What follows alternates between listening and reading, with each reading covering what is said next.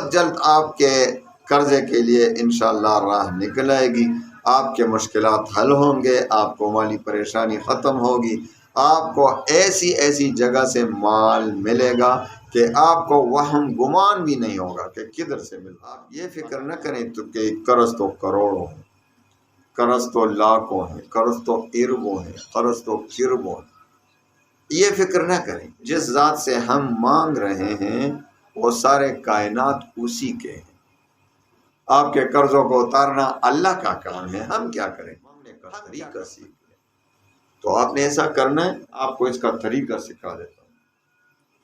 آپ کو اگر اتنا قرض چڑھ گیا ہو کہ یہ پہاڑوں سے بھی زیادہ ہو، سمندروں سے بھی زیادہ ہو، سارے سمندر بھی جمع کرائیں تو اس سے بھی زیادہ آپ کا قرض، تو کوئی فکر نہ کریں۔ دیکھو ایسی دعا سکھاتا ہوں آپ کو کہ انشاءاللہ چند ہی دن میں آپ کی تمام قرضیں اتر جائیں گی۔ اللہ تعالیٰ ان کے لیے راہ پیدا فرمائے گا، غیب سے آپ کے لیے راستے کھلنا شروع ہو جائیں گے، آپ کو غیب سے قرض کی ادائیگی کے لیے پیسے ملنا شروع ہو جائیں گے۔ اور یہ دعا میں نہیں سکھاتے، یہ دعا تو حضور پاک صلی اللہ علیہ وسلم نے سکھائی ہے، لیکن ہے کوئی عمل کرنے والا؟ ہے کوئی جو حضور پاک صلی اللہ علیہ وسلم کے ارشادات پر عمل کرے، اس پر یقین کامل رکھے؟ اس میں تو کسی قسم کی شک کی گنجائش بھی نہیں۔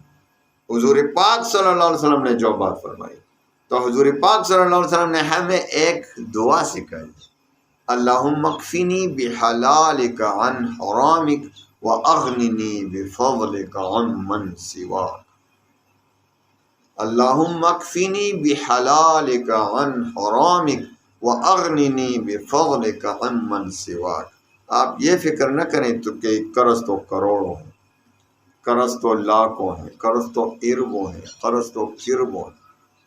یہ فکر نہ کریں، یہ جس ذات سے ہم مانگ رہے ہیں وہ سارے کائنات اسی کے ہیں۔ تو آپ کیوں فکر کرتے ہیں؟ وہ تو اللہ کا کام ہے اس کا پورا کرنا، آپ کے قرضوں کو اتارنا اللہ کا کام ہے، ہم کیا کریں؟ ہم کیا کر سکتے ہیں؟ ہم ایک عاجز انسان کر ہی کیا سکتے ہیں؟ کام تو اللہ ہی کرے گا۔ اللہ سے مانگنے کا طریقہ سیکھ لیں۔ تو آپ نے ایسا کرنا ہے کہ ہر نماز کے بعد میں آپ کو اس کا طریقہ سکھا دیتا ہوں۔ ایک تو جمعہ کی نماز کے بعد، جب جمعہ کی نماز عورتیں تو جمعہ ان پر فرض نہیں ہو تو گھروں میں اپنا ظہر کی نماز ادا کریں گے، تو ظہر کے بعد مرد حضرات جمعہ کی نماز کے بعد، دو فرض کے بعد یعنی جو جماعت کے ساتھ ہوتی ہیں، اور عورتیں اپنے گھر میں ظہر کی نماز کہ جب فرض پڑھیں تو 7 بار درود شریف پڑھیں اور پھر 70 بار یہ دعا پڑھیں، اللہم اکفنی بحلالک عن حرامک واغننی بفضلک عمن سواک۔ یہ لیکن دعا پڑھنے کا نام نہیں، مانگنے کا نام ہے، یاد رکھیں۔